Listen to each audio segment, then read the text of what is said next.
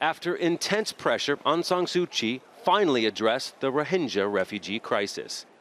But in her most anticipated speech since becoming Myanmar's leader, she avoided criticizing the actions of the military, something the UN calls textbook ethnic cleansing.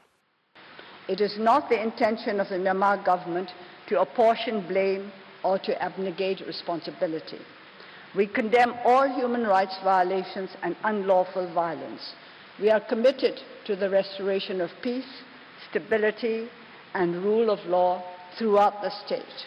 Her address lacked the specifics on how to end or even ease the unfolding Rohingya refugee crisis on her country's border with Bangladesh. Nor did she offer definitive explanations of what took place in Rakhine State over the last 4 weeks. We want to find out why this exodus is happening. We would like to talk to those who have fled as well as to those who have stayed. I think it is very little known that the great majority of Muslims in the Rakhine State have not joined the exodus. But over 410,000 have fled, and 210 Muslim villages were burned down, according to Human Rights Watch. But she chose to focus on the villages that were not attacked.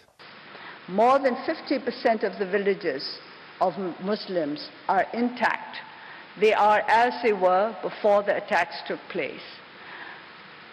And we would like to know why. This is what I think we have to work towards. Not just looking at the problems, but also looking at those areas where there are no problems. She asked for international assistance on the situation and pledged access to some of the areas impacted from the latest violence. But to some, the speech fell well short, saying it didn't properly address the immediacy of the crisis and that her speech might lead to further condemnation of how she's handling the situation. When you say the international community, NGOs and others, and also just the general buzz from media commentators, individuals, I think there's some level of outrage. They wanted more. They wanted a direct, if not apology, some kind of acknowledgement of the enormity, the scale of human misery we've seen in the last few weeks. But some diplomats who attended the speech said it was a good start. As a first step, I think it was a good speech, a good message to the international community, because I'm sure that further steps will follow.